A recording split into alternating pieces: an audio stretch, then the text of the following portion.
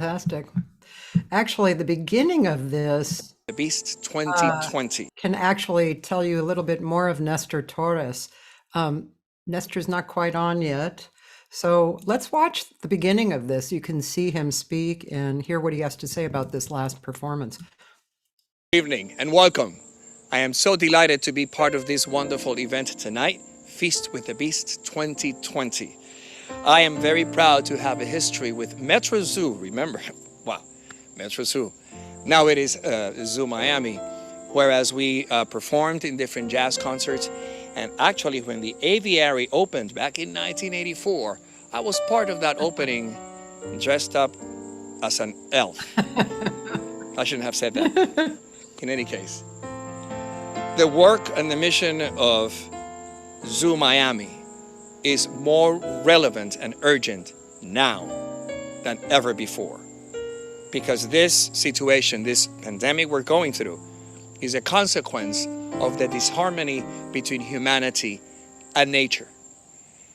And Zoo Miami's mission in protecting and connecting us human beings with nature is absolutely essential if we are going to survive. See, there's something to be said about diversity, not just among ourselves, but between nature and us.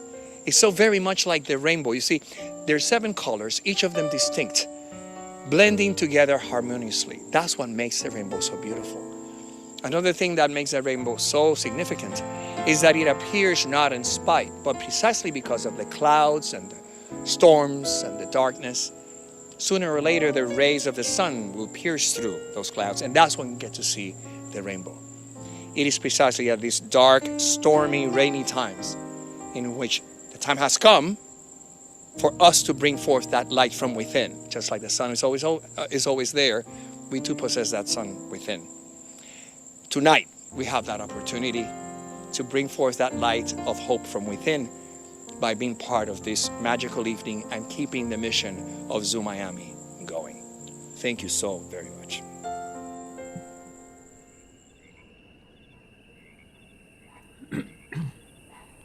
And then he walked in and played. Very beautiful, Zoo Miami. So, yeah. So, I'm not sure what happened. You know, sometimes it just doesn't work for whatever reason. I'm going to tell you about Nestor until he hopefully shows up. Nestor Torres. His website, by the way, is nestortorres.com. I know I'm not pronouncing that so wonderfully, but anyway, that's my pronunciation. He has some very beautiful quotes. I had one quote on listed in the introduction, and by jazzbluesflorida.com. It is a rare occasion that I have to consult a thesaurus to find enough superlatives to describe this flautist performance. I could say incredible and not be close. Fantastic, an understatement. Impressive would have to be in headline type. Speaking of masters, Nestor Torres is a maestro, a professore, technically perfect with a tone that is beyond belief. Imagination and creativity pervade every solo. Wow, that was by Alan Konofsky from the Jazz Blues Florida.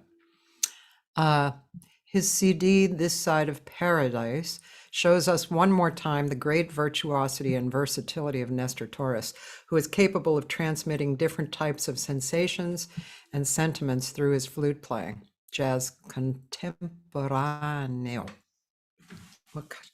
My Spanish is really pretty bad. This album, Dances, Prayers, and Meditations for Peace, has a holy solemnity and shimmering beauty to it that has the power to change the way we think about the world and what we as warring societies are doing to it and to ourselves. Wow, by Troy Record. I'd like to hear that one. Dances, Prayers, and Meditations for Peace. Let's see. Torres is one of the icons within Latin jazz and one of the most influential musicians within Latin music. His playing incorporates a smorgasbord of Latin jazz, pop, straight-ahead jazz, and classic styles, and has been described as an exotic mix of styles, impeccable musicianship, and irresistible improvisations. He has a lot of beautiful things. Let's look at his biography. I posted it, but let's talk about it. Standing on the shoulders of flute giants from worlds as diverse as Rampal and Galway in classical music, Richard Egues Cuban Charanga style, rocker Ian Anderson's Jethro, Tull, Herbie Mann, and most influential of all, Hubert Laws as pioneers of jazz flute, Latin Grammy Award winning Nestor Torres, rhythmic and mellifluous, I don't know if I've had enough coffee for this, mellifluous flute sound, I love that word, remains apart in a class all by itself.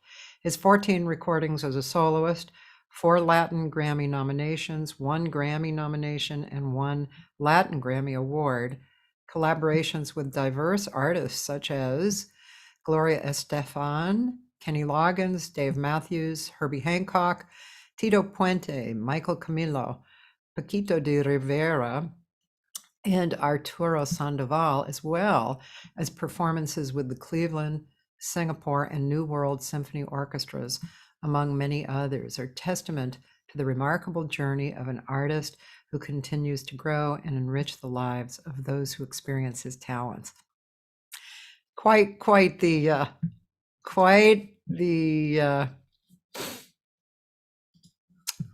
bio, isn't it? Let's see. With his Caribbean heritage, classical training, and a unique rhythmic and melodic approach to jazz improvisation, Nestor Torres shows his deep respect and knowledge of the tradition of jazz and Latin jazz flute in its purest forms, with his 15th album release, Jazz Flute Tradition. This 11-song offering pays homage to legendary jazz flute pioneers like Herbie Mann and Eric Dolphy, as well as his idol and mentor, Hubert Laws. So that's really beautiful. I'll share this with you. I'm on his site. Let's see if there are any videos that I am able to look at.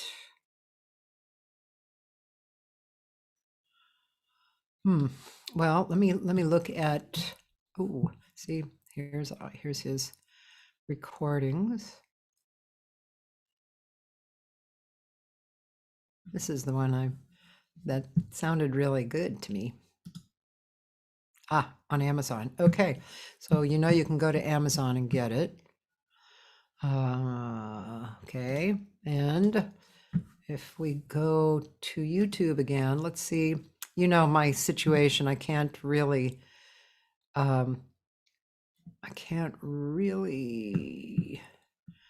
do certain sites. These are good. These are more casual. Let's see what this one is.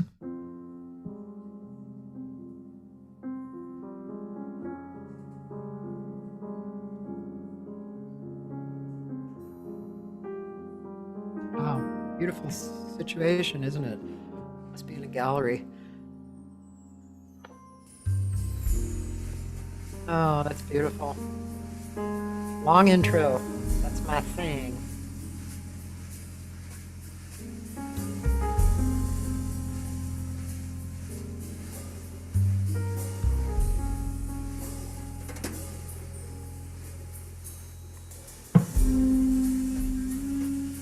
Great choice, huh?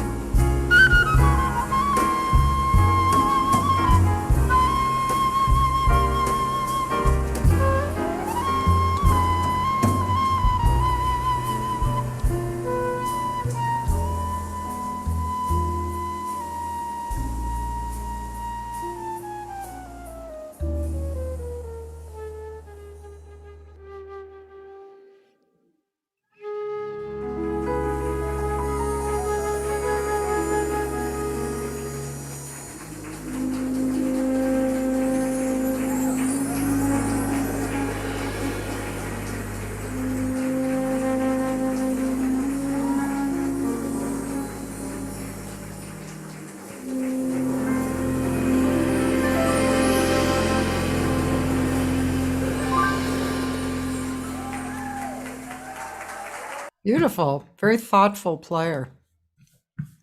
Well, I have a feeling Nestor is not coming at this moment in time. So I'm going to change from talking about him because I'd rather talk with him than talk about him for a while.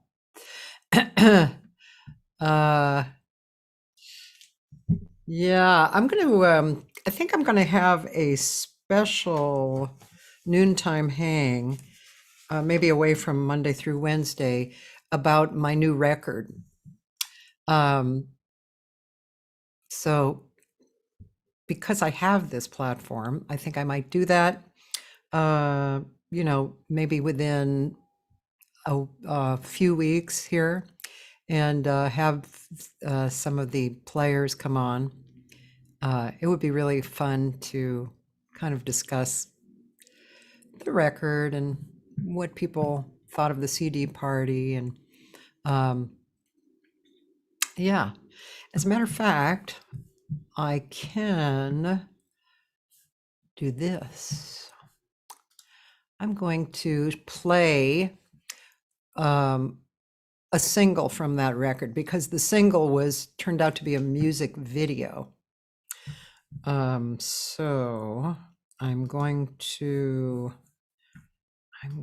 look for that.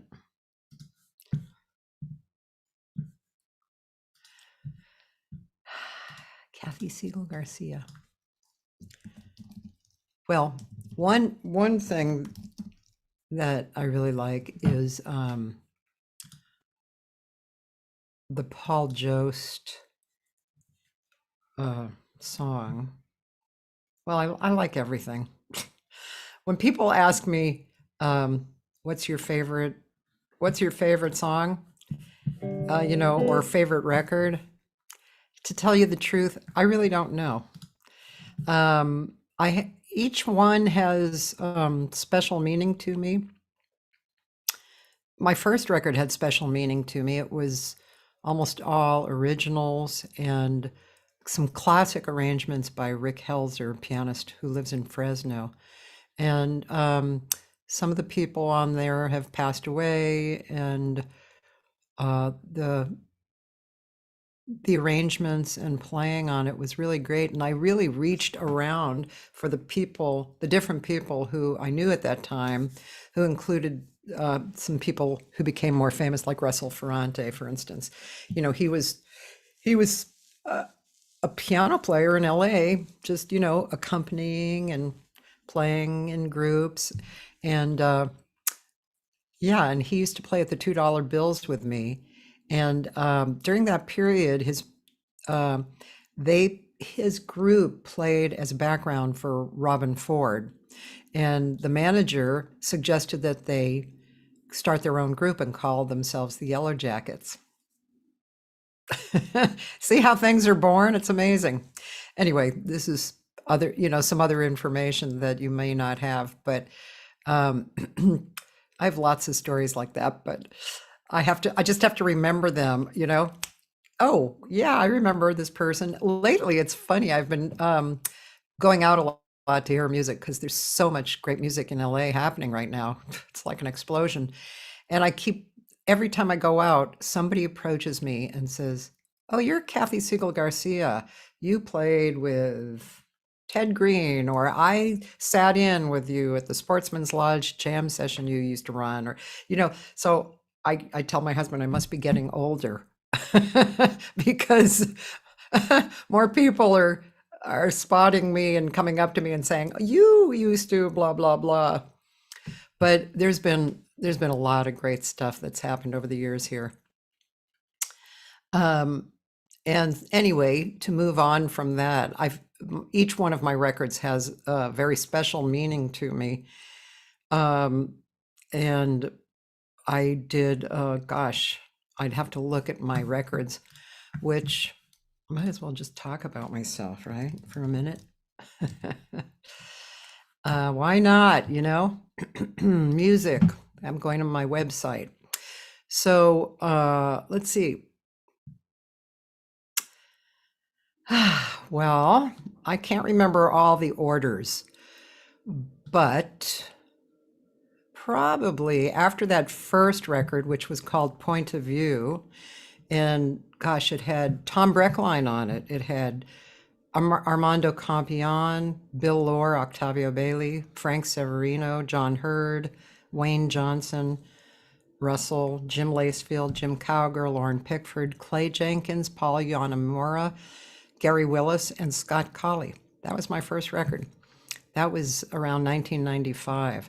My second one was about 1998, which, oh, sorry. There were two records that I made within 1 year. It was interesting because one was 1997. It was a duo with the pianist Ross Tompkins, who used to work on The Tonight Show, the old Tonight Show with the Doc Severinsen Band. And Ross was very well respected in his genre of playing, which was basically straight ahead standards. He was just an encyclopedia of standards, and his accompaniment was at the top. And so we did a record called Heart to Heart, and we did all standards. That was actually right after one of my sisters passed away. And on that record, I got a hold of a tape where my sisters and I were singing one of our big hits, the Segal Twins and Cathy. We were singing a cappella, Good Night, Sweetheart. And then Ross and I did Good Night, Sweetheart. And you can hear my voice, the emotion in my voice. I just left that on. And so that was early in 1997. Then a little bit later, which came out in 1998, Philip Strange and I did a recording. Oh, I see you guys on here. Thank you for coming on. I'll answer some of your questions. So that was called Alone Together, and Phil and I traveled for years in Japan and a little bit in Europe. And this record was done after we were on the road for a month. And Phil was the kind of guy, he was living in Japan, so he wanted to really make himself different, and he was kind of more of a Keith Jarrett type of piano player. So standards were very unusual. We made these arrangements on the spot that were very free, interesting. We did standards, but they were different. And we also did a Japanese standard called Ringo Oiwake. So that was the second record within a short period of time. Then after that,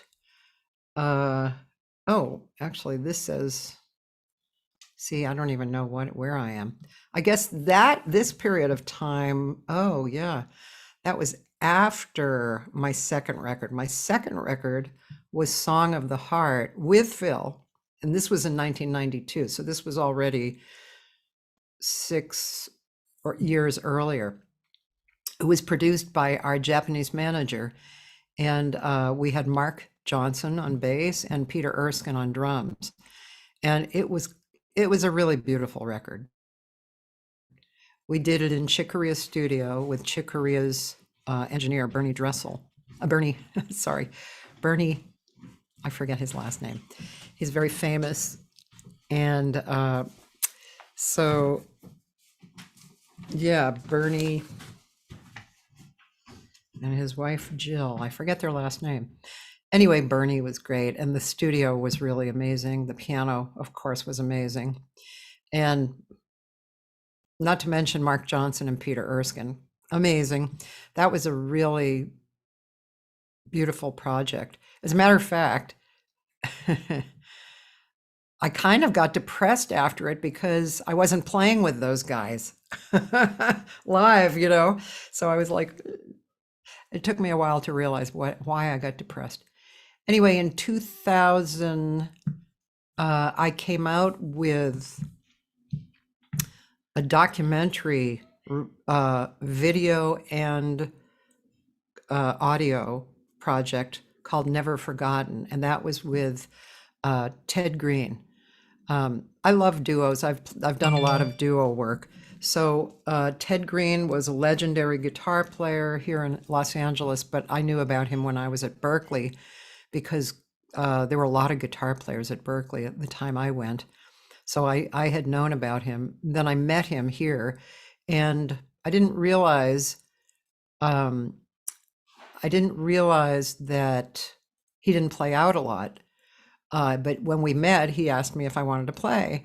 And the first gig we had was at the sound room, and I arrived. I put up about 3 little signs or something. I arrived, and there was no standing room left. That was my first gig in LA. Anyway, but we had rehearsed. I mean, Ted, there wasn't one song that didn't transpose into a different key in the middle, maybe once, twice, 3 times. As a matter of fact, the gig that I did after, I had been singing all my life with a professional musician, my father, but I just didn't realize a few things. And I didn't realize that I was calling these songs in basically the wrong keys for myself because I was used to transposing them several times with Ted in the middle of the song. I learned. But anyway, that was that's a great project. That was video at Rocco's. Rocco's now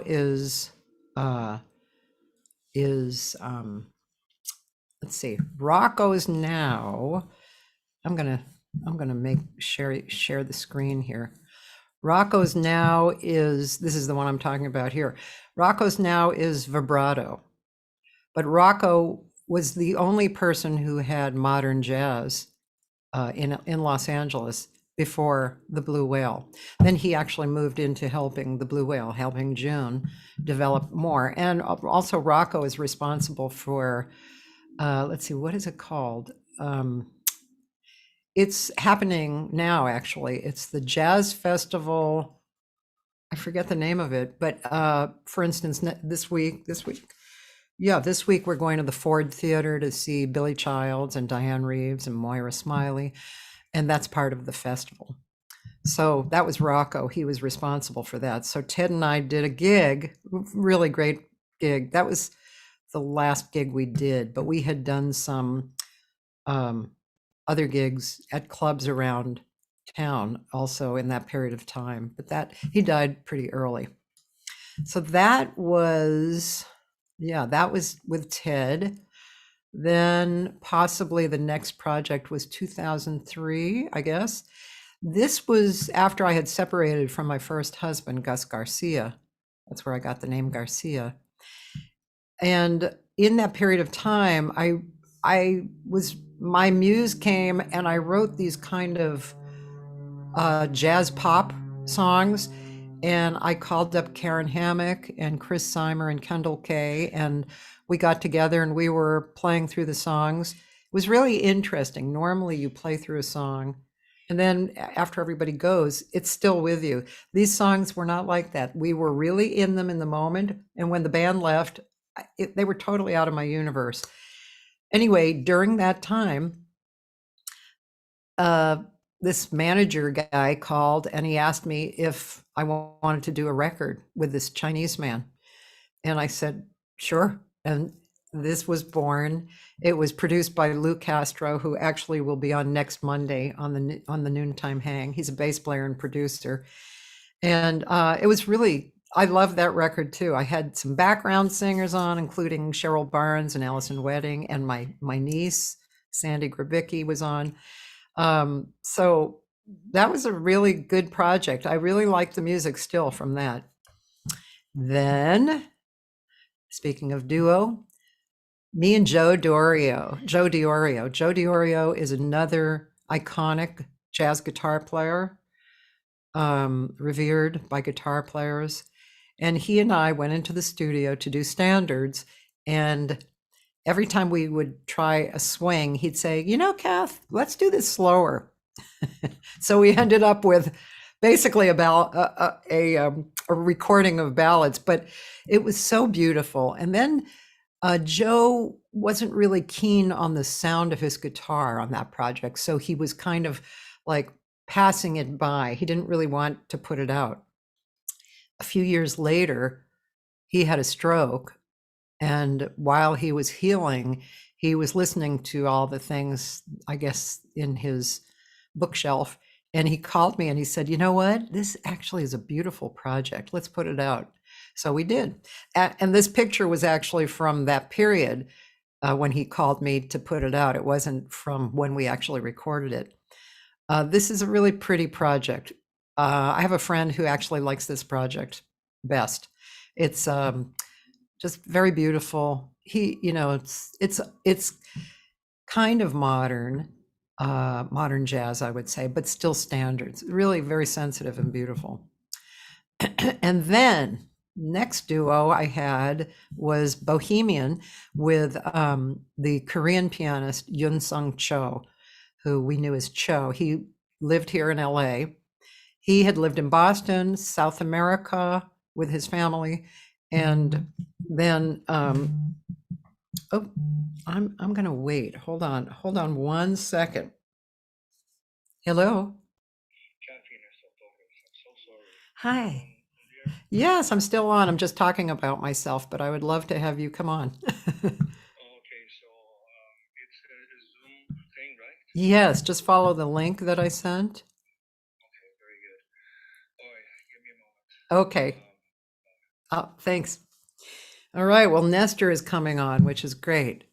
I'll just finish it talking about that one. This Cho spent a bunch of time in LA and we played together. So before he left to go back to Korea, we just thought we'd go into the studio, and it turned out to be a record. It was great.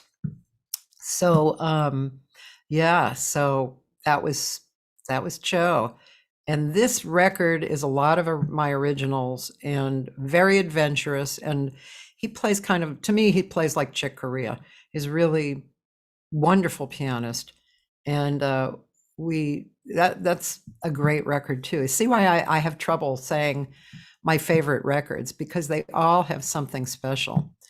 This one was my group that we still get together. Let's see, Joe, what year did we record? Maybe 1995. And we put it out in 2007. That's how long I had to wait. Bernie Kirsch, thank you, Dan Davila. Yeah.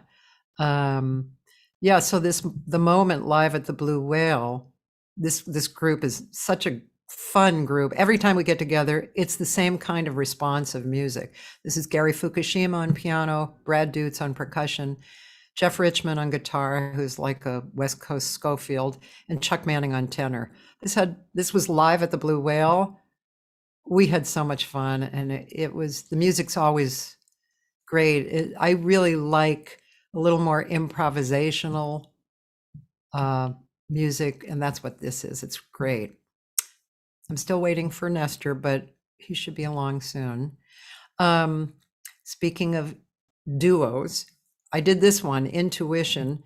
It's a collection of duos with 11 pianists and 1 violinist.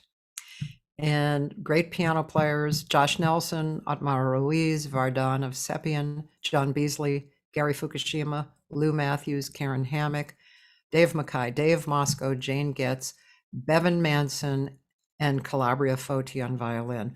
This is a picture of my twin sisters who both passed away. This is just basically duos. So it's really fun. It's special to me too. This one, the Jazz Chamber. I'm just killing time for Nestor. The Jazz Chamber, this was the first project that Dan Davila and I worked on. This was a bucket list, project produced by Bevan Manson and Dennis Dreeth. And they were both arrangers, and Dori Amarillo was an arranger. We had basically a small orchestra, and I had special guests, Kate McGarry, Tierney Sutton, Mon David, and did, I think, at least one original and I wrote lyrics to a Vince Mendoza song with his blessing, and that was on there, and a Brazilian tune. It was, you know, how can you say you don't love that record? You know what I mean? Then Dreamsville. This really was one of my favorite records because it was with Larry Kuntz and Josh Nelson. Gorgeous. It really is dreamy. We did two originals. One was a song I've dedicated to me and my sisters, which is a song that I still have trouble singing live. It's called The Three of Us. And we arranged each song together, and it was just beautiful relationship between the three of us. Beautiful. Next record right here was Straight Ahead to the UK, which I had recorded about 8 or 9 years ago now in the UK with my friend Andy McIntosh. He flew me over, and we did it with a great band from the UK, but it sat on the shelf for all those years. And then we got it and we took it to John Leftwich, who's a great bass player and arranger, musical director for a lot of people that you know. He has a studio, and he just did such a great job co-producing. We brought in some people, extra people to, add, and his mixing was exquisite, I have to say. John just fantastic. I really respect John and love him. And my last CD is just got released about a month ago. It's called Social Anthems Volume 1 with Josh Nelson and Anthony Wilson, both arranging, the great drummer Lorca Hart and the great bass player Edwin Livingston. On this one, I had Mon David also guesting, and also Paul Jost, one of my favorite singers from the East Coast. So those are my CDs. So it's kind of hard to say what I like best. Anyway, I did 4 singles, which were music videos, and I would show it to you, but I feel like we're still waiting for Nestor. Not sure where he is. Let's see if I can. Jost from the East Coast, thank you. So let's see if I can send Nestor another invite. Copy invite link. Nestor. I don't know. I'm not sure where he is. Link again. I'm not sure where he is. He should be here. I'm not sure what happened to him. But anyway, well, I'll show you a little of this, and then when Nestor comes, I will, briefly about my gig about this weekend. My gig was just a fun little gig, very easy in Laguna Beach. Andy Langham was playing, and actually Jeff Littleton, who I haven't played with in a long time, and Brian Carbara. Sorry, Brian. Louise, where did we record the Joe Diorio record? That's kind of a funny story. I had a friend, a student of mine, who worked in a studio, and it was a voiceover studio. It was not a regular recording studio, and we recorded there. And she gifted it to us. The mixing really was the special part. That was done by Penguin Studios. I forget the owner's name. It was in Eagle Rock, and he had a really interesting room there, and he really mixed it fantastically. That was really good. So that was that record. Okay, here we go on this. Am I still sharing? I don't think I am. Okay, I'm not sure where Nestor is, but we'll get him.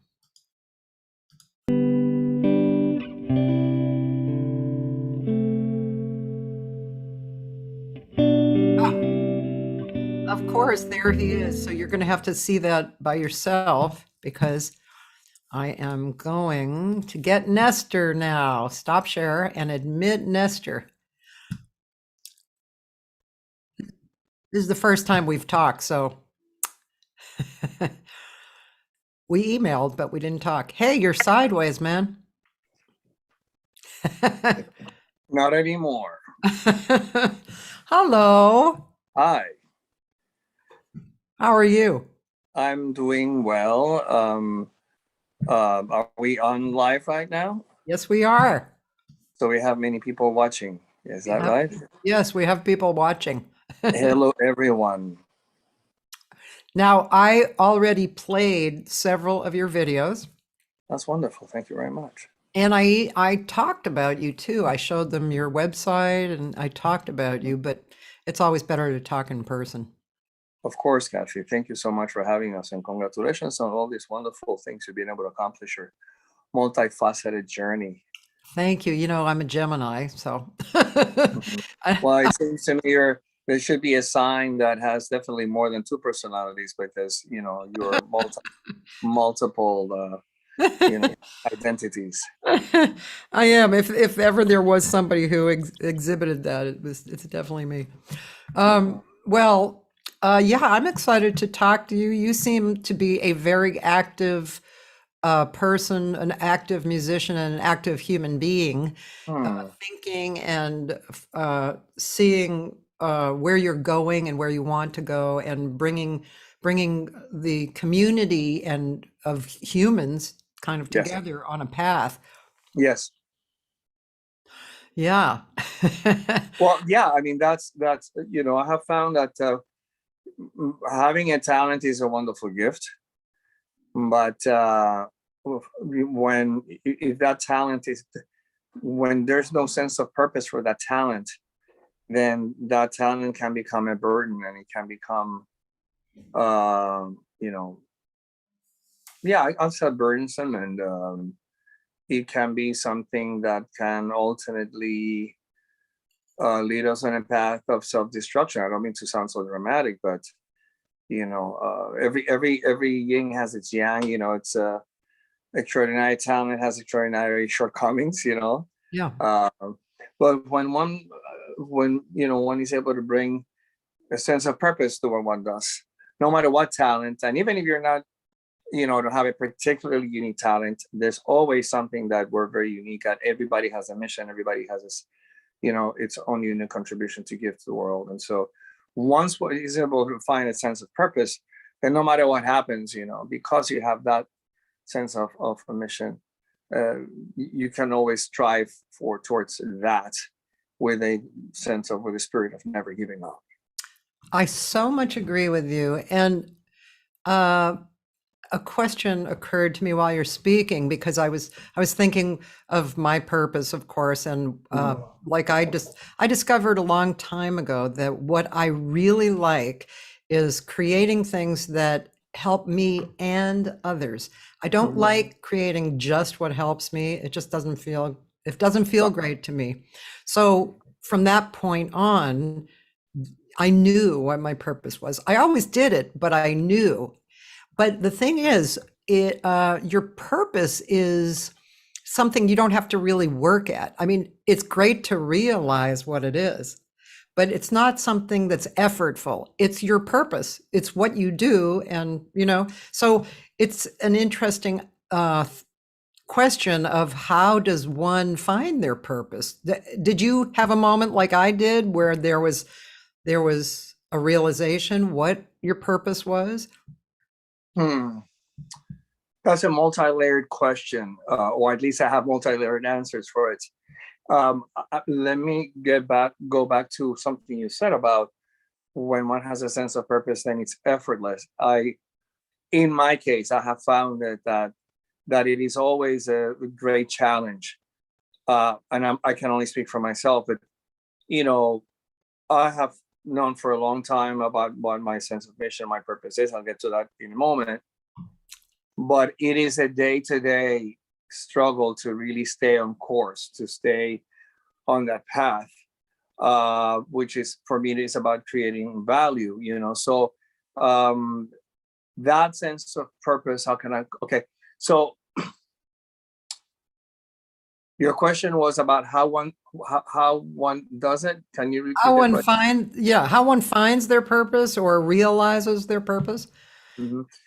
It is a very personal journey. I will tell you.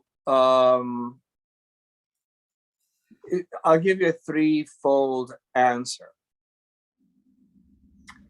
The first step for me was encountering Nichiren and Chinese Buddhism as practiced by the Soka Gakkai. And within that context, being able to find a great mentor in life. His name is Daisaku Ikeda.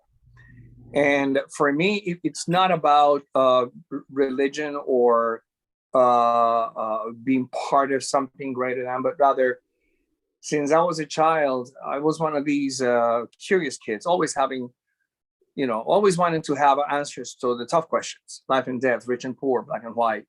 Yeah.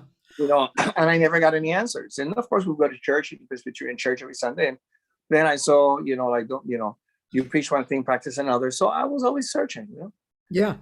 So years later in New York City, I was able to find, two people from completely different places at that time in my life that told me about this philosophy, this practice. Yeah. And it is about, Nam-myoho Renge Kyo, is dedication to the law of cause and effect. So a lot of it really made sense. I got a lot of the answers that I had. There's answers to these very tough questions, including the most fundamental of all, which is the question of life and death. And so that really set me on a course. And then finding this gentleman, this mentor, Rivera, whose sense of purpose is world peace through inner transformation. It sounds very lofty and it sounds very grandiose in a sense, but fundamentally what it means, it is a mission for you to become happy through your own human revolution, through your own commitment to self-improvement, self-perfection. And so that's a path that I have been going on for, just over 40 years. So that's a foundational component. And which then leads me to the two other layers of finding my purpose in life. May I continue for a little longer? Absolutely. This is all, all for our conversation and focused on you. Yes. So it's all well and good, and I'm, cause and effect. I'll help others to become happy with this practice.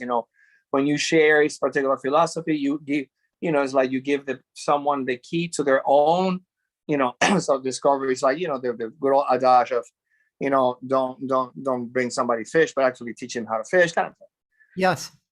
And so 10 years into my Buddhist practice, I was doing quite well, getting to really see results about, what I was doing. My career was up and coming. I had been on to the show already and had toured, and, I was ready to do my second record. The first one had been not my second jazz record. I had already done 4 Latin albums from my New York, Charanga Latin days in the late 70s and 80s. But this was my first jazz record. It was a success. We're getting ready to do the second one when I am invited to to be part of a celebrity boat race. This goes back to the days of Chuck Norris, Kurt Russell, Don Johnson, Yeah. And so I was to be part of the preliminary race in an intercoastal setting.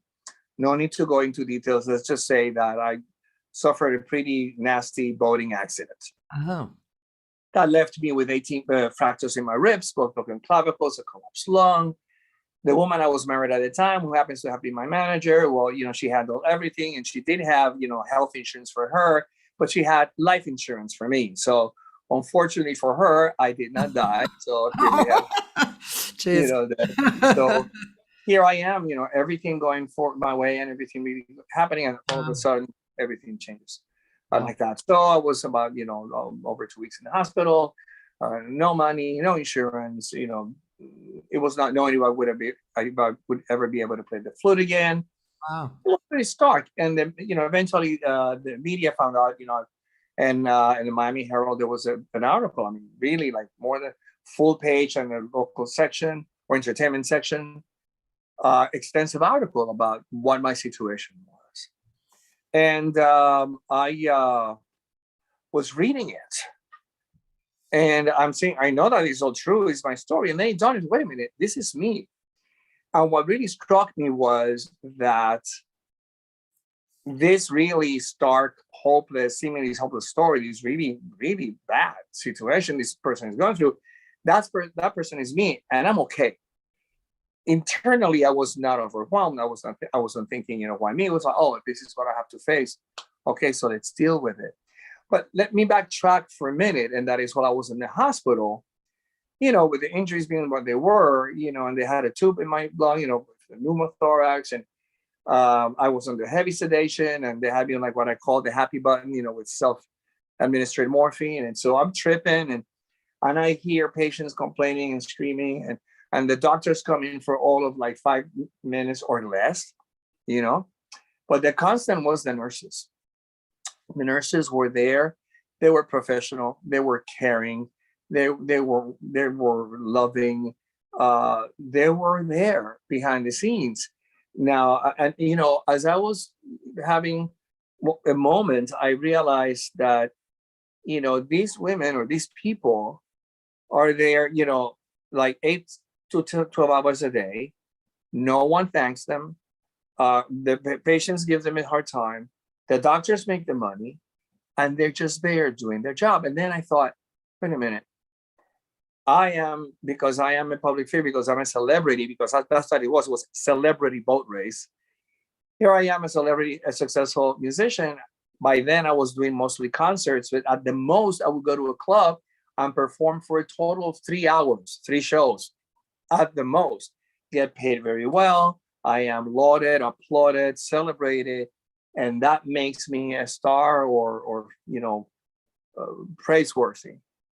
I compare that my life to these women, the amount of hours and what they get in return. And yet they were healing me, they were saving me, they were there. And I say, you know what? That's what I want to do with my music. I want to be able to heal. So that gave me a sense of purpose in terms of my music, to be able to soothe, to heal, to bring something of nourishment to people. And then years later, 2000, I came out with this CD called This Out of Paradise. It was nominated for the Latin Grammys. I was so excited. I was so tremendously looking forward to it. It was all about the Latin Grammy, and I did everything I could to get on the show. Couldn't get on the show, but instrumentalist is very difficult. And it was only the second year of their Latin Grammys, but I'm in Beverly Hills, and we go to the Person of the Year events, and in the morning I'm ready to go. And I actually went to, from Beverly Hills, I wanted to drive to Santa Monica for the Buddhist Cultural Center for my prayers. And when I got to get my car, the valet says, Mr. Torres, there's no show tonight. The Torres have, the towers, they attacked the World Trade Center. What? Oh boy. And there was a tremendous, there's no sense of it. Sure enough, I just didn't register. So I was driving towards, to Santa Monica, and it was an eeriness. There was not a soul on the road. I got to the Buddhist Center, and it turned out that one of the people in the staff was on Flight 11 on Boston. So there was somebody. It was a very, very strange moment. And needless to say, something that was so important to me, this Latin Grammy, is in an instant, it just meant nothing. It was completely meaningless. And my thought at the time is like, what does it matter that I get this or any award if my work cannot contribute towards keeping things like these happening? And so it was that, of course, the ceremonies, that show was canceled. It was not until like the end of October then the awards were announced. I was privileged to receive a Latin Grammy. And my message at the time was, rather than accepting it as an award for accomplishments already you know, for things already having accomplished, it to me was a point of departure. Mm-hmm. So that there must be a sense of purpose in my music to rehumanize, to empower human beings, you know, the human heart, so that somehow we can transform our culture of war and violence into a culture of peace. And so, you know, but I have to go back to having a kind of a practical philosophy that allowed me to see things from that perspective, and in which I was really empowered in that when I activate my highest self, when I transform my own life, my environment changes, you know. And so that has been my north all these years. And that's what has kept me making the music that I make, whether it is jazz or classical or, you know, or Latin or my unique Nestor Torres blend, you know. And of course now, and I guess this is yet another element, and that is that I'm spending a lot more time educating and teaching and spending time with young people. So, wow, that was a very long-winded question, but I tell you, it's, you know, it's about having a sense of purpose. But that's my own story. Each person, we all have a mission. You know, my mentor wrote a poem called "To My Young American Friends," and in the passage says, "I have a mission, mine alone. You too have a mission only you can fulfill." And so, to what extent do we really believe in our own potential? And to, you know, extent do we really seek out to see, okay, what is my purpose? What is my mission? And how can I really best, you know, serve and do, you know, contribute? Understanding that when we serve and when we dedicate our lives for the benefit of others, it's not about becoming a martyr and creating value and contributing to other people's lives at the expense of ours. Not at all, because that is not value creation. And then we end up desecrating the divinity and the dignity of our own lives when we do not take care of ourselves. You know, it's like that very, very common, you know, everybody knows about how it is, you know, when you get on a flight, you need to put on your mask first and then put on your mask and, you know, to the other person next to you. I have more to say about that, but I'll stop. I actually use that a lot when I speak to people about this same subject. And yeah, it's if you don't if that's why I realize that I have to do things that are good for me and others, you know, not just others and not just me, because we're the vehicle, right? Mhm. And so the vehicle has to be good. Yes. In shape so that we can allow it to move through us and to have the effect. Exactly. Yeah, Exactly.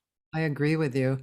A word, Otmaro Ruiz sends a big hug of appreciation. Oh my gosh, Maestro Ormaro Ruiz, el mejor. My gosh, un saludo muy cariñoso. Yes. A warm regards, that's what it means. Yeah, Otmaro is one of my favorite people. As a matter of fact, in November, he's doing a solo concert, and I'm kind of helping him promote it. Oh, fantastic. Yeah, he's a wonderful person. Is it going to be live only, or is it going to be streamed as well? I think it's going to be live only, right, Otmaro? Maybe he'll video it and put that up, you know, maybe. Also, there's several people here saying hello, but there's a question that from Taylor Hatch. You've performed with many people and in different settings. Was there any one performance that was most memorable for you? Wow. There have been many. Chris Bodie stands out. I sat in with him way back in 2003, and he had an Israeli drummer. She's a great drummer. I think she's back in Israel. But it was a phenomenal experience working, you know, playing with Chris. I hold him in great regards. There have been such many wonderful, you know, things. Paquito Rivera. Every time I share the stage with Paquito Rivera is such a joy. You know, that is, you know, that's among, and there's so many others, you know. And most recently, you know, Mariano Morales is a great Puerto Rican composer, arranger. A concerto for flute and orchestra was commissioned by another Puerto Rican, Guillermo Figueroa, as a conductor, wonderful violinist as well. And so to perform, the concerto that was written for me by Mariano Morales, that was a real thrill as well. We did it in Florida, Boca Raton. We did it in Santa Fe with the symphony there, and we did it, of course, in Puerto Rico. That was really very, very meaningful, the Puerto Rican concert of the concerto. That's great. Yeah, before you came on, I was just I took the opportunity to talk about me. Of And course. I was showing all my CDs. I have a similar number of CDs as you do. And I was talking about each one because people always ask me, what's your favorite CD? And it's like, well, gosh, I don't know, because each one holds a real special, it's like having 15 children. One is special for their own unique, Of course. beingness. Yes. So, anyway, but I'm sure that's the same case with you, right? You have 14 or 15 CDs as well, right? I have 17 CDs, and yes, each of them, I can say I have it. It's funny because I can say I have said that there are a few. I have a favorite. Like the one that really stands out for me is the very first record I did for Sony Latin Jazz, which is Burning Whispers. Whereas on the other side of the spectrum, at a certain time, my least favorite one was the follow-up record called Talk to Me. And at the time I felt a disconnection to it. Many things were going on in my career, my personal life. And also Andrea Fisher, which is a phenomenal producer. He worked with Chaka Khan, he's worked with Sinatra, with Bennett. It was an amazing opportunity to have him produce the record, But it was I didn't feel that it sounded like quote unquote Nestor Torres. Years later, literally 25 years later, I listened to that work and it's like, it's you. really was spectacularly brilliant. It's just a high level. It was really a pop instrumental record, of which I am absolutely proud. It was just exquisite production. It was a very, very unique thing, and but it's a very relative thing. And I'm tempted to share a story about one of the irony of music and what we think and how we're influenced by what others think. Can I share that with you just briefly? Yes, you may. Because this goes into, and I'm thinking now that Arturo is listening and maybe other colleagues out, and of course you're a musician as well. When we come to like substance and integrity in jazz, classical and pop and selling out, commercial, my music I have never had any compunction about the fact that my music is accessible. But there's a difference between accessible and commercial. Yeah. Because when, and there's nothing wrong with commercial music. Commercial music, you manufacture the music for the purposes of selling. That's what you do. Yeah. And as artists, we, there's another way of creating, we express and do whatever the best we can and share with our audiences in the best of cases that will, enjoy it. For me, I happen to, like probably most of the people listen, I don't remember Dick Clark and the American Bandstand, and about, the story of how, he asked this girl, what is it that you like about this song? And the girl said, well, because it's got a good beat and you can dance to it.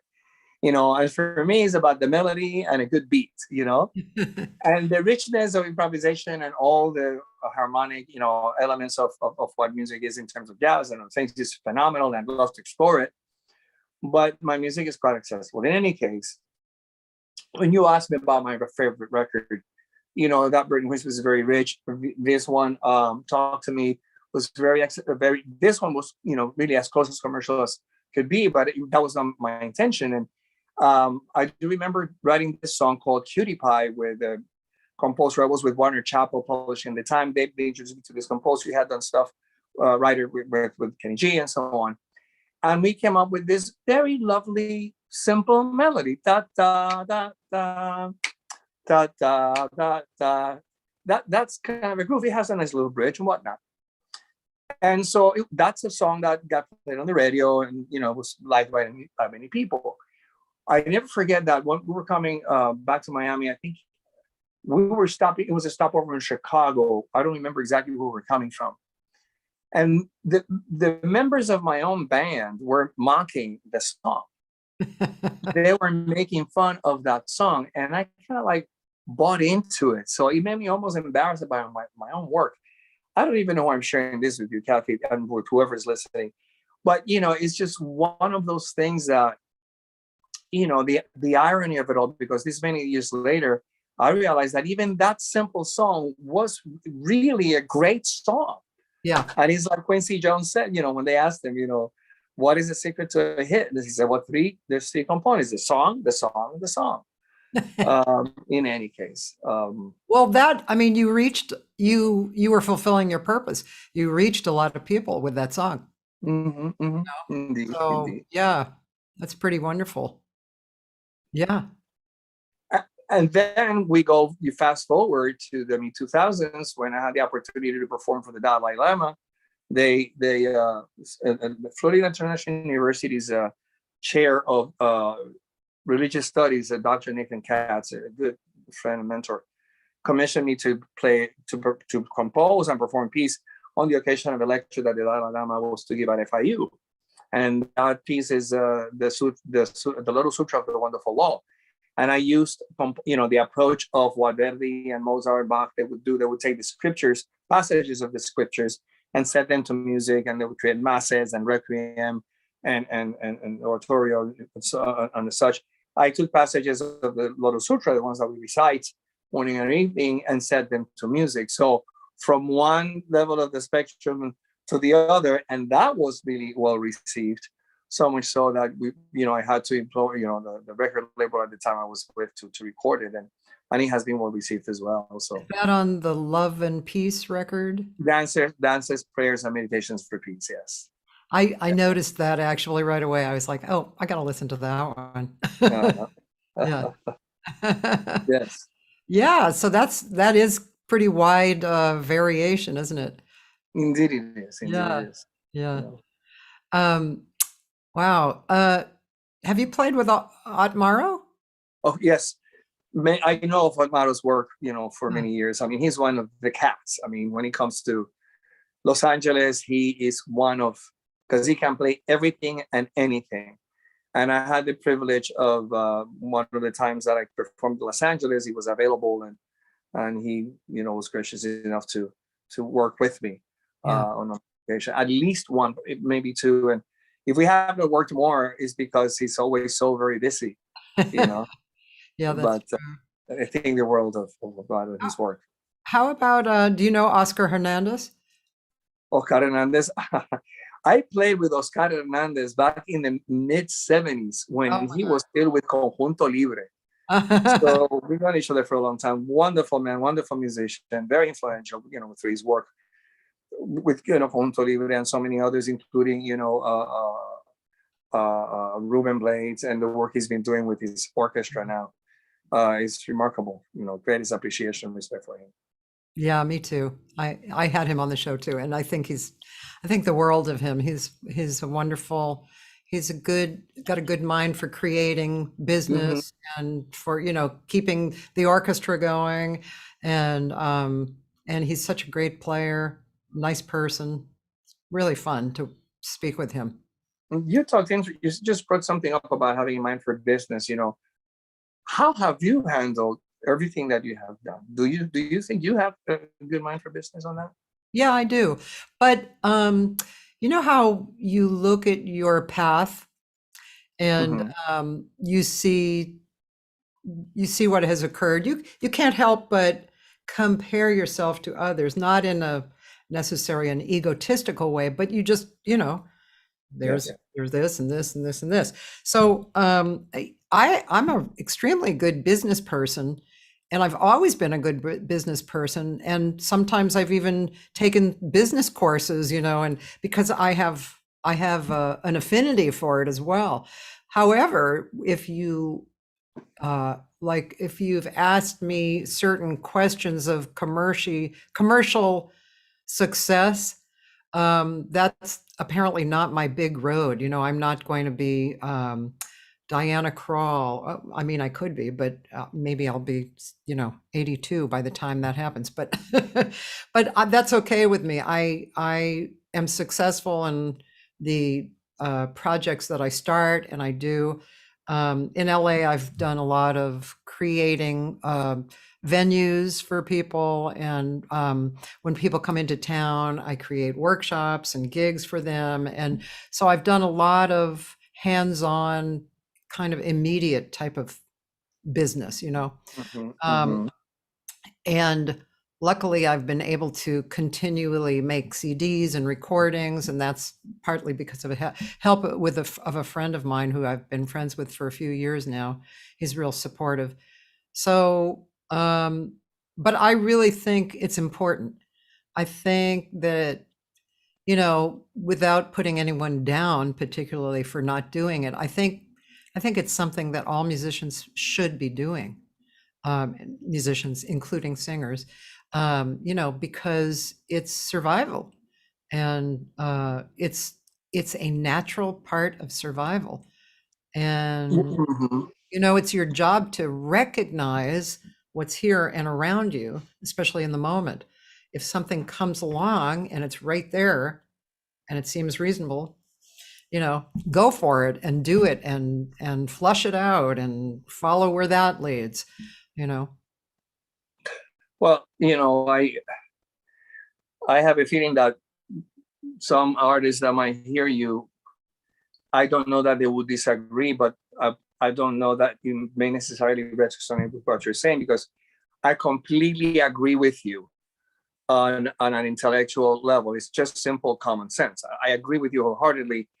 And for years and years, whenever I give master classes, I encourage, you know, young artists to definitely develop a sense of business and public relations and marketing, because, you know, especially in this day and age, it's absolutely essential in terms of, you know how to administer and manage your money, make sure that you're making money, you know, easier said than done. And I'm one of those, you know, who has struggled with that, in that, you know, how do you are able to manage that? So I bring it up because, you know, the sense of balance, we all have a set of different characteristics as human beings, and certain things come naturally, other things we have to really work hard at.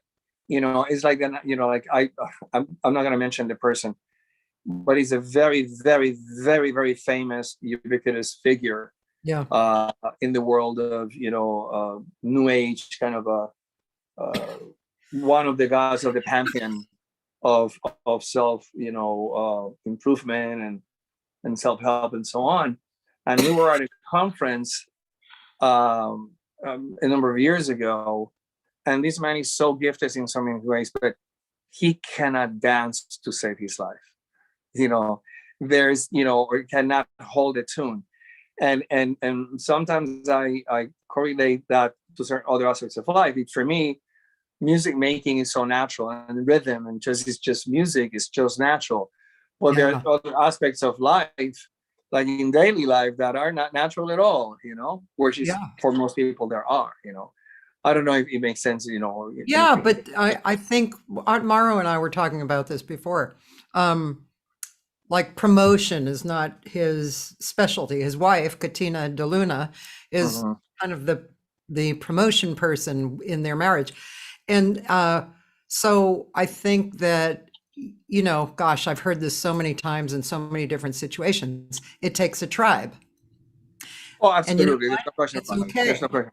Yeah, and it's okay. Like if you shouldn't be forcing yourself to do something that you don't desire to do, you don't enjoy it, you don't do it well.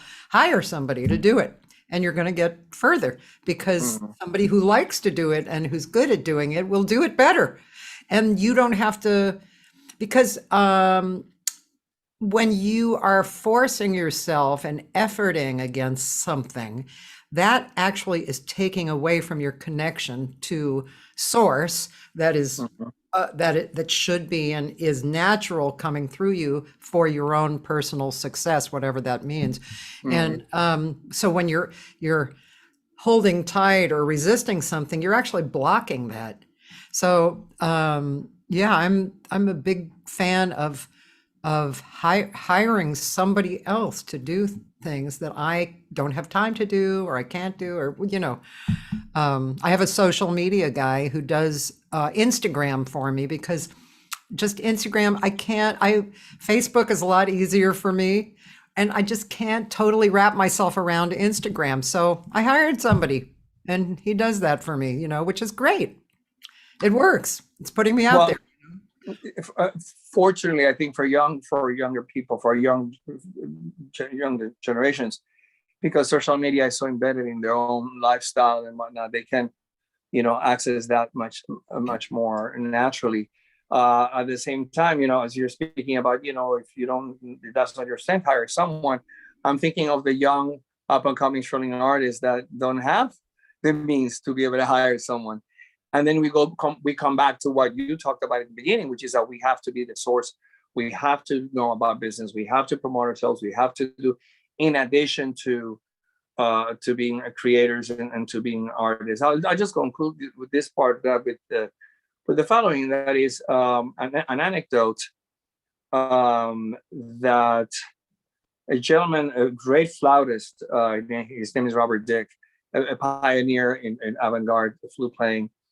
He tells a story of being a student of James Papoustakas, at the time was the principal flutist for the Boston Symphony.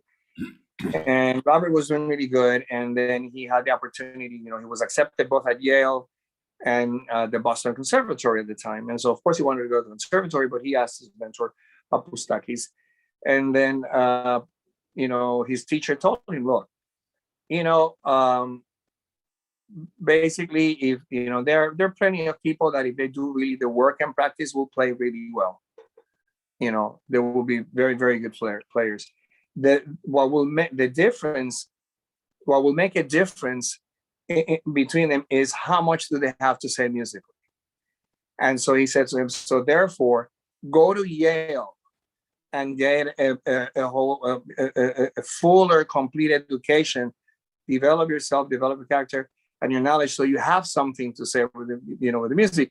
And whatever time or hours you don't have to practice because you have to do the other studies, during the summers you can always catch up, And so that stayed with me, and because I'm sure that all of us who have been artists are quite familiar with that time in which we make a determination to be musicians or to be artists, and our families and friends and close ones will say, oh, really? You want to be? This is the best possible version, because a lot of them will not be as nice. But, oh, you really want to do that?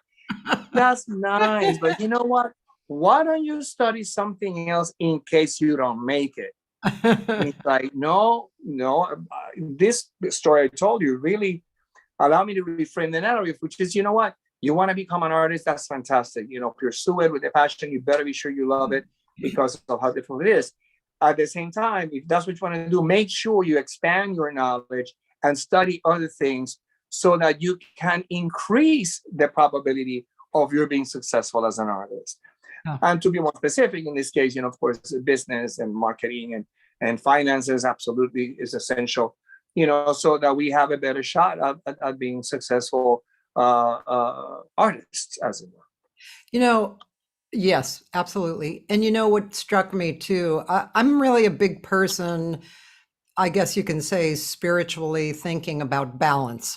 And it's not only spiritual, I mean, even in the voice itself, there has to be a balance of certain actions, just like flute. And I think that we all are built the same, but we have different balances of different pieces and different qualities, right? And I think it's our spiritual job to actually discover what that balance is. And sometimes it's hidden underneath something, so it takes some removal of something for that to come up and be obvious. But I think we have to find out what our balance is and what we need.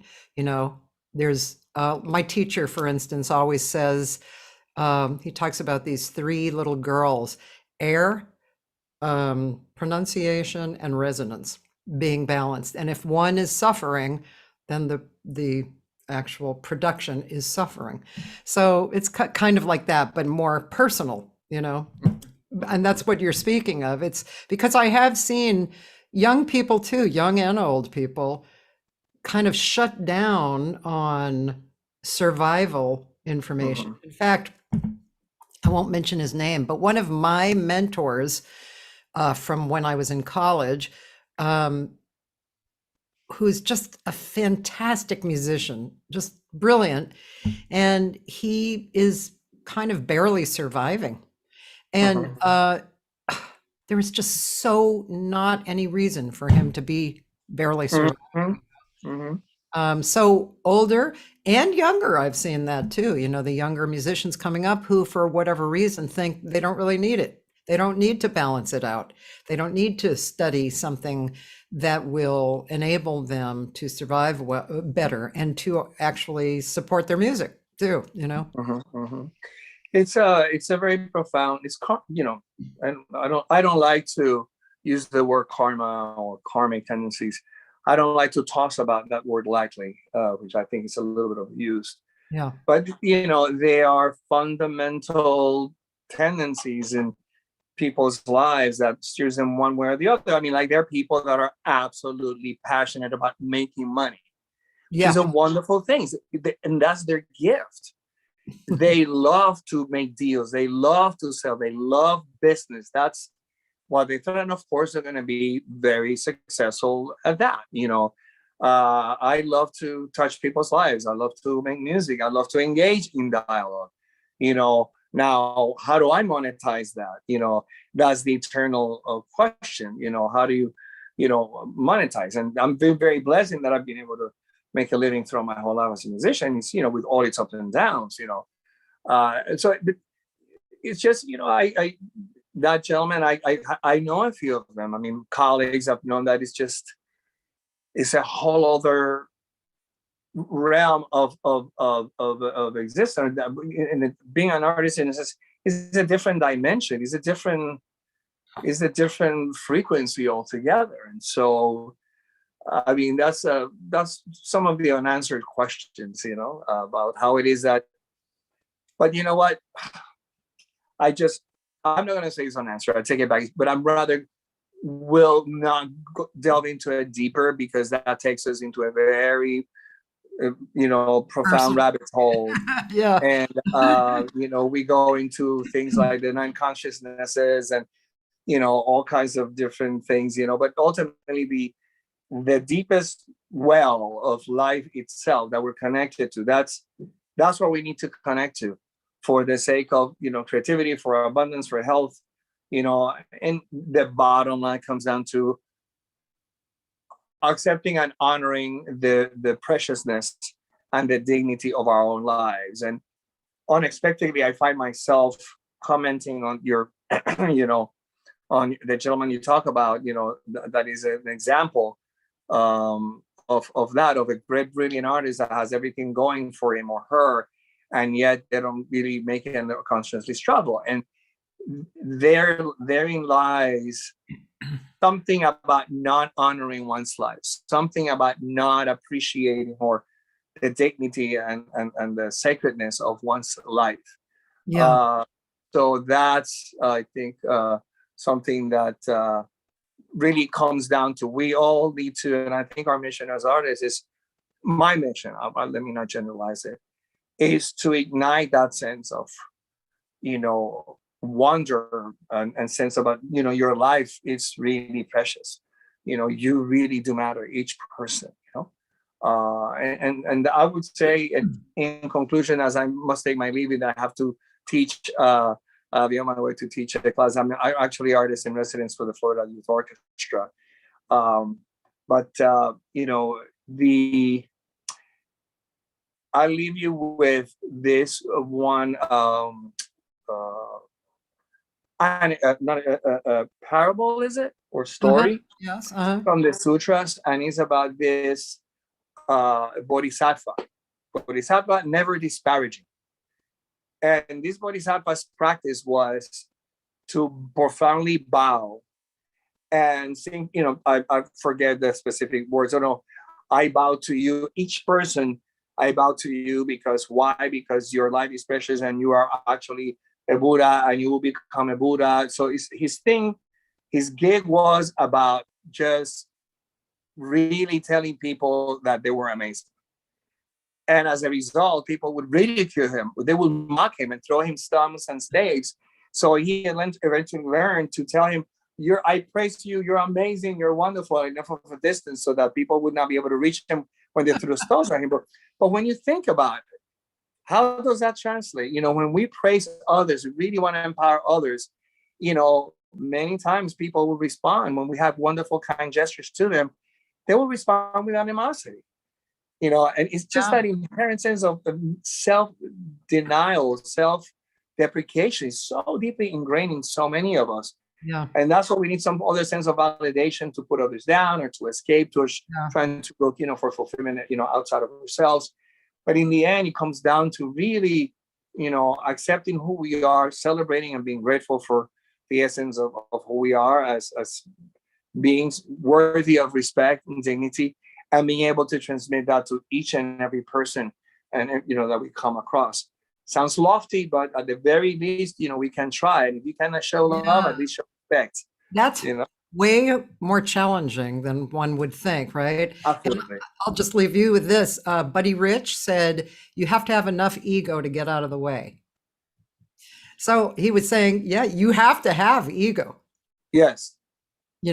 And by having the right amount of ego, there's a flow through you, like we were talking about in the beginning, Absolutely. Absolutely. And so, and once we show up and get out of the way, what propels that which flows through us is our intention. So that is at the service, of others, to empower, to inspire, to uplift, and in the end, that there's no greater way of life, of living that than that as a service of others. And so to me, the academy as an artist, when you're a successful public figure, it's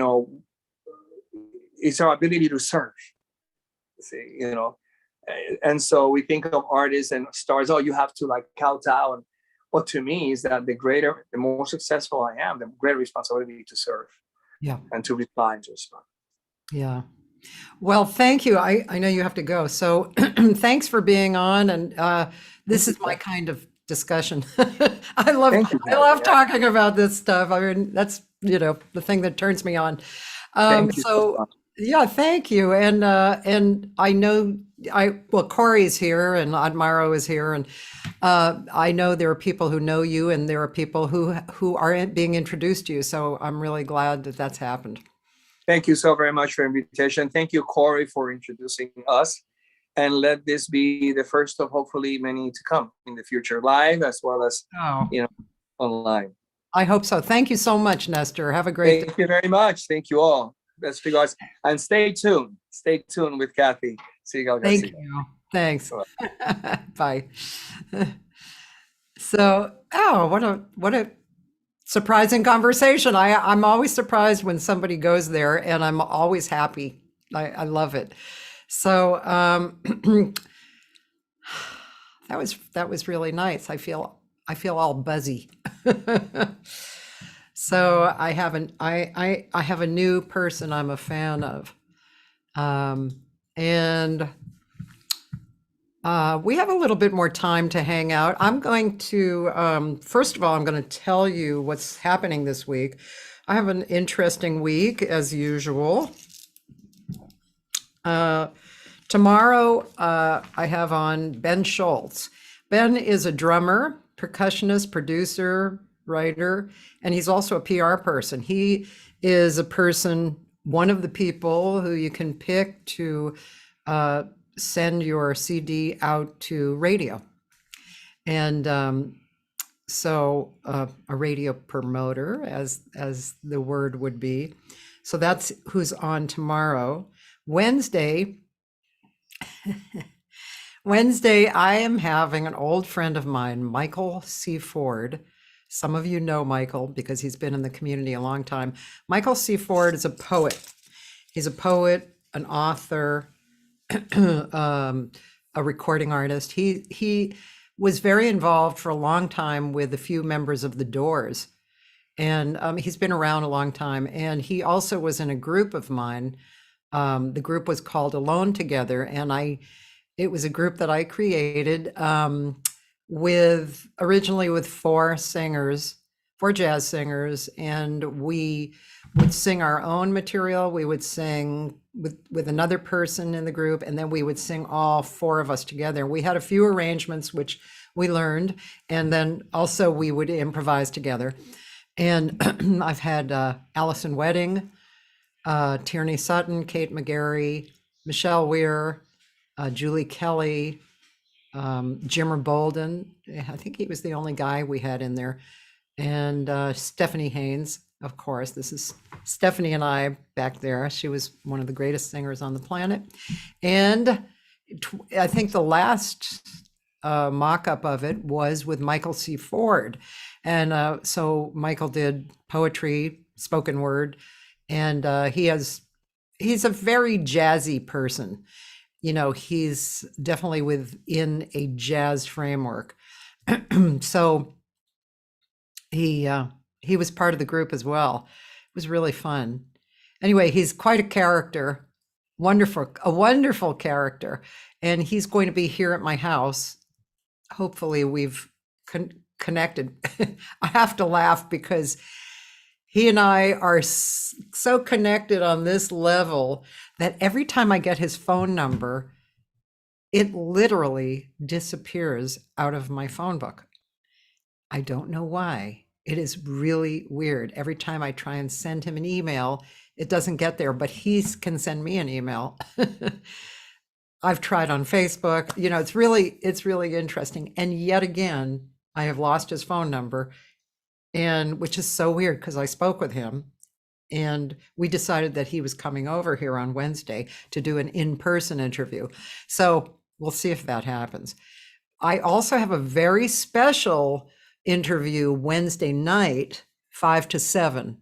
I guess that's late afternoon, with a wonderful singer who I've just become acquainted with named Dara Tucker.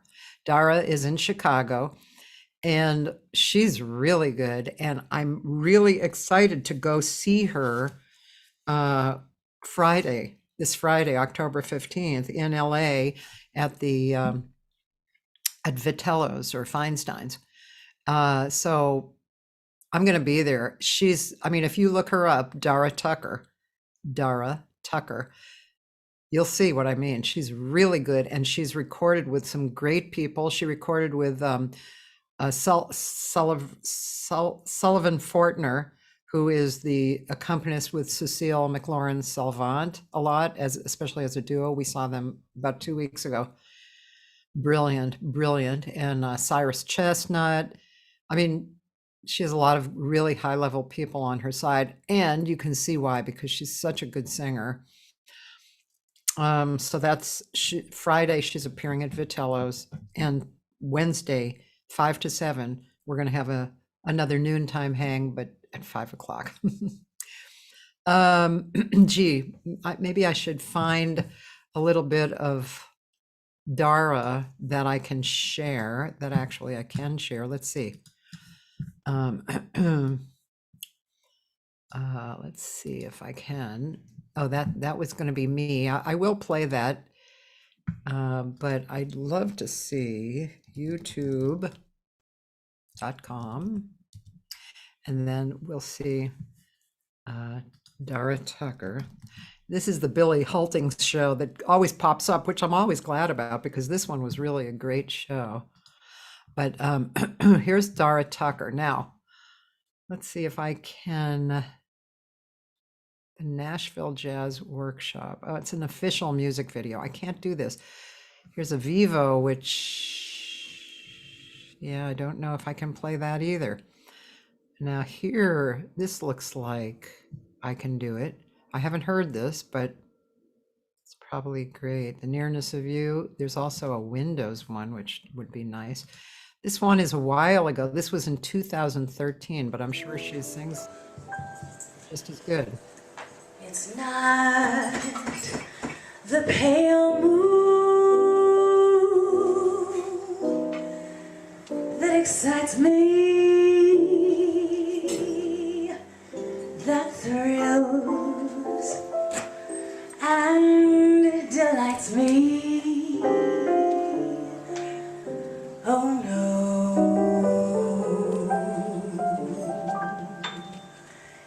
it's just the nearness of you. Yeah, just as good in 2013. It isn't your sweet conversation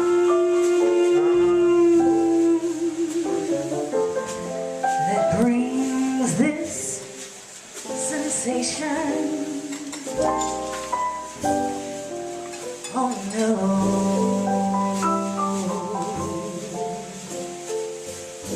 it's just the nearness of you. Sorry, you can't really see here. Let me make it smaller for you. Go ahead. There. And when I'm in your arms,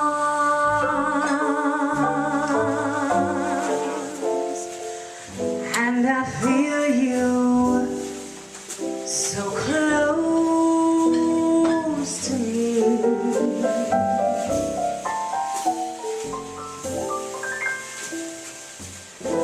all my wildest dreams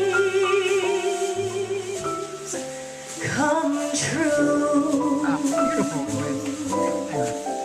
And I need no soft lights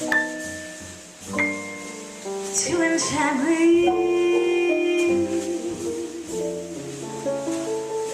If you only grant me the right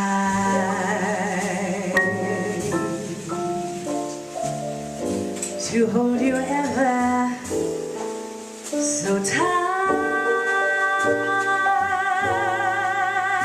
and to feel in the night,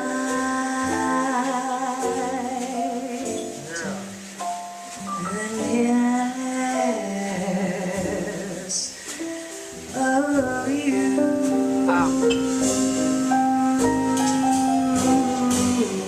Great. Johnny O'Neill is the pianist. See what I mean? She's really great. Not only is she a good, she has a beautiful voice, which actually hauntingly reminds me a little of Dinah Washington. I wouldn't be surprised if she had grown up listening to Dinah Washington, but also her her phrasing. And this was 2013, so that's almost 10 years ago. Really great. I love her already. I haven't met her yet, but I love her already. And I'm going to play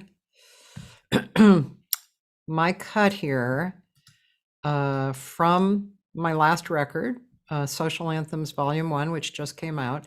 This is with Paul Jost, and I'll tell the story of this. What happened was I recorded this and then I sent it to Paul for him to sing where he wanted to sing. And he sent me back this version, which absolutely floored me. And you will hear this. Paul Jost is just a great artist, a great human being, and I couldn't love him more.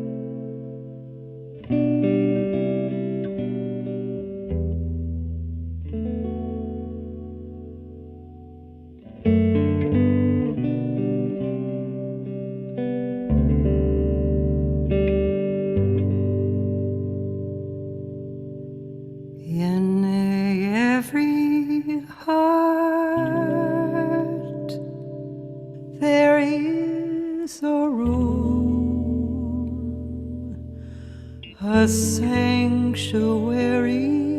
safe and strong to heal the wounds from lovers' past until a new one comes along. I spoke to you in cautious tones.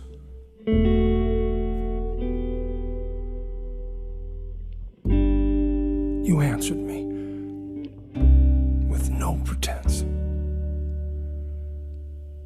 And still, I feel I said too much. My silence is my self-defense.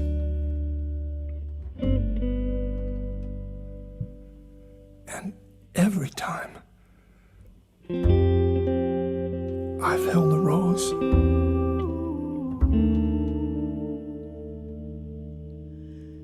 it seems I only felt the thorns, and so it goes. and so it goes, and so it goes, And so it goes. and so will you soon, And so will you. I suppose. I suppose. But if my silence made you leave,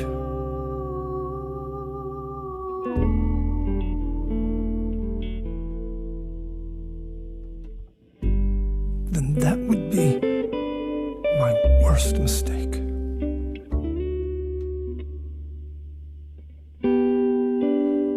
So I will share this room with you. And you can have this heart to break.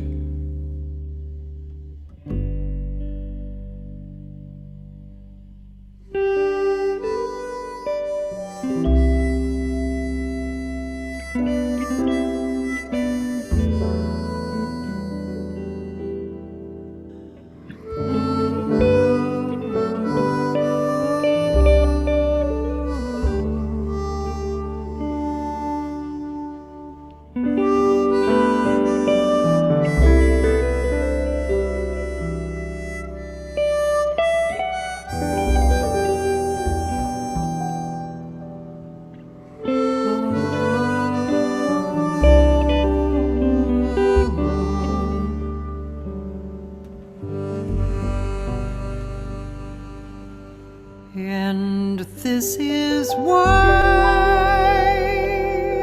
my eyes are closed. It's just as well for all I've seen. And so it goes. And so it goes, and so it goes, So it goes. and you're the only one who knows.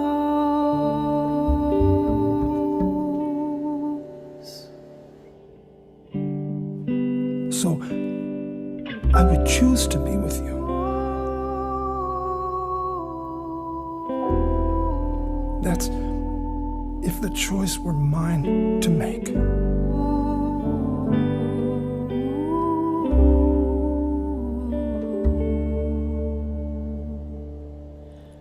But you can make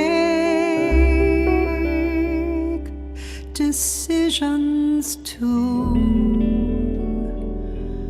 and you can have this heart to break.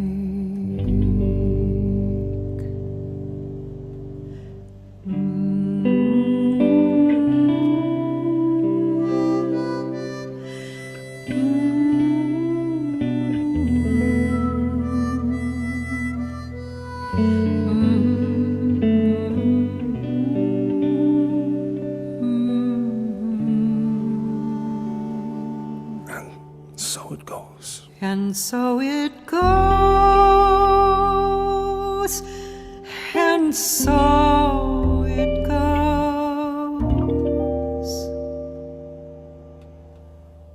And you're the only one. Oh no.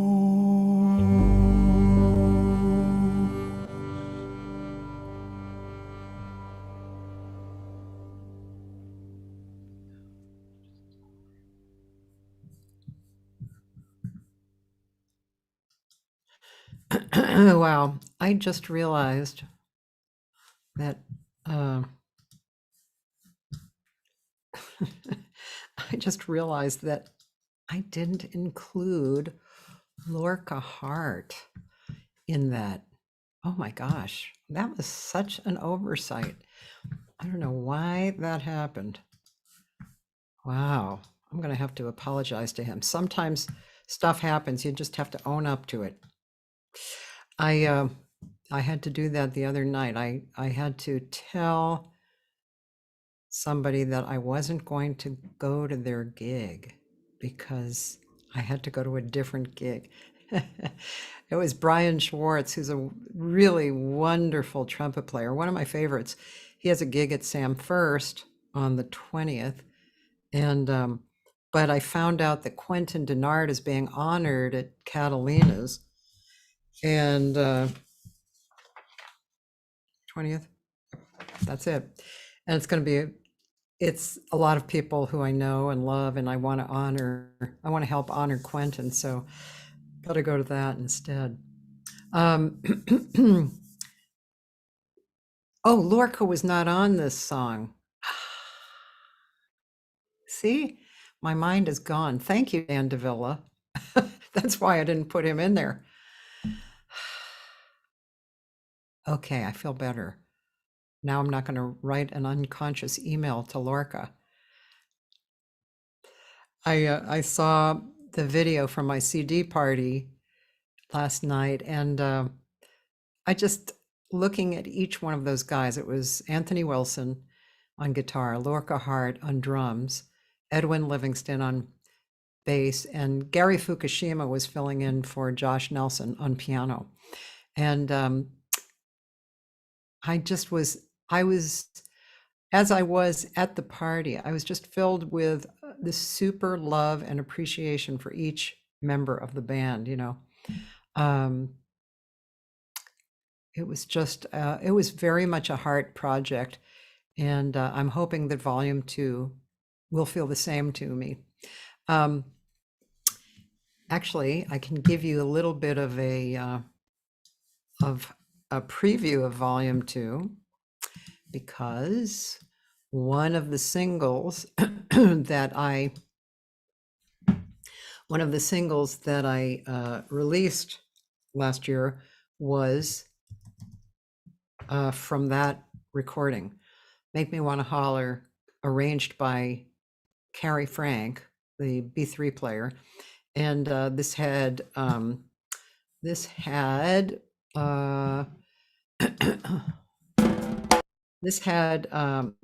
let's see, Carrie Frank. Here we go. Carrie Frank, piano. Oh, I didn't say B3, but it was B3 too, but maybe not on this song. Nick Mancini on vibes, Will Brom guitar, Alex Bonham bass, Steve Haas drums. And I've always loved this song. This was from one of my Desert Island records, Marvin Gaye's What's Going On album. And I think this is just this is very much one of the areas I live musically.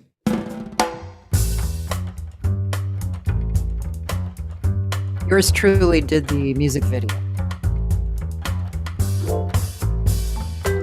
which was really fun. I found a lot of pleasure in making these videos.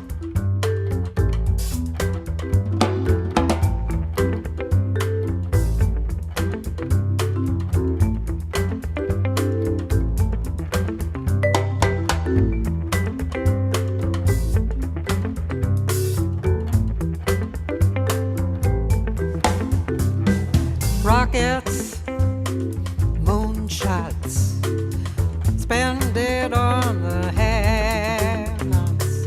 Money, we make it. Before we see it, you take it. Oh, it makes you wanna holler.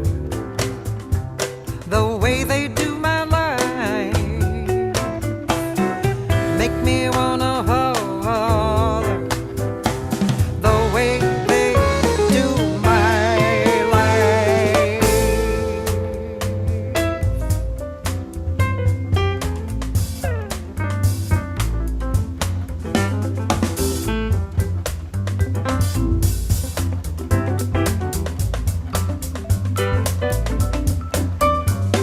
Inflation, no chance to increase finance.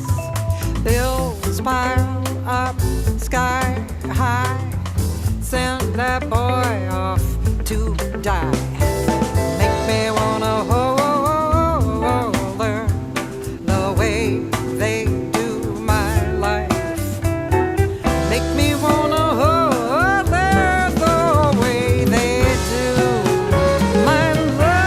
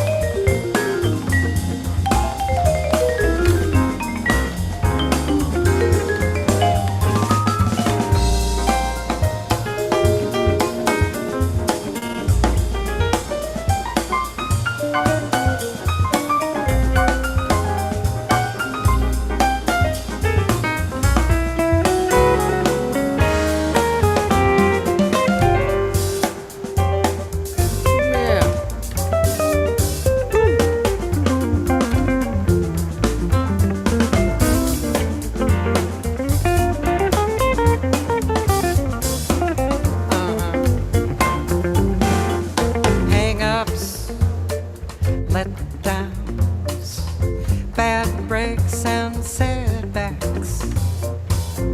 Natural fact is, honey, that I can't pay my taxes. Oh, makes me wanna holler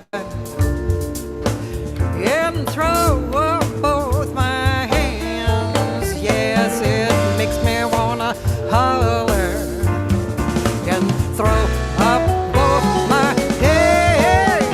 Yeah, yeah, yeah, yeah. Whoa, whoa, whoa, whoa, whoa.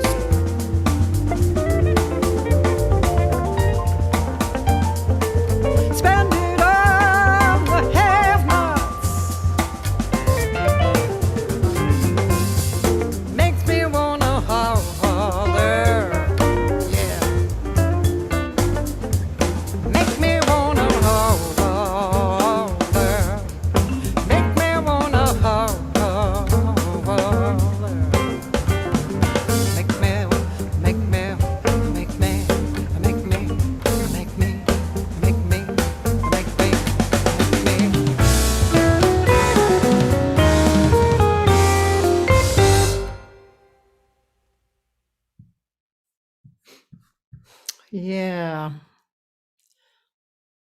Yep. It's getting more and more about all this stuff, isn't it? That's why I like this social anthems project, because the music,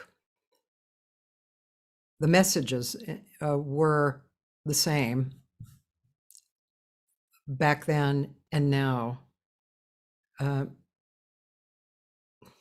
I guess that's really all I have to say about that. So I want to thank Nestor Torres again for being with us. That was really an enjoyable conversation. I wish it had been longer. And then tomorrow, Ben Schultz. Wednesday, Michael C. Ford, and then a special extra noontime hang at 5 o'clock, 5 to 7, with a Chicago singer who's coming to Los Angeles, Dara Tucker, and she'll be performing Friday night, October 15th at Vitello's/Feinstein's. And then, of course, Thursday night, I don't know about you guys, but I'm going to the Ford Theater to see Billy Childs. His group with Diane Reeves and Moira Smiley, both incredible singers. He's going to be doing some of his Laura Nero stuff. And we spoke to him a few weeks ago on here, and he's going to mix it up. I know Larry Kuntz is also in the band, and it's going to be great. Carol, the harp player, is going to be in the band. Carol, I forget Carol's last name, sorry. You know, I almost don't even apologize for forgetting names anymore, because everybody does, but including me. And then also just who's going to be here, who I'm going to be posting from the archives this week will be Scott Robinson, who's a really interesting person. He's on the East Coast. He's a multi-woodwind player, and he has something called Science Sonic Labs, and you can be a member and watch him try out all these different things. He's very improvisational. Carol Robbins, thanks, Dan Davila, always my backup. And oh, of course, because guess what, Dan? Carol Robbins is on Friday. That's been happening a lot lately. I was supposed to do this gig Sunday with Bradley Young, and guess who was the guest from my archives? Bradley Young. That's happening again in the future too.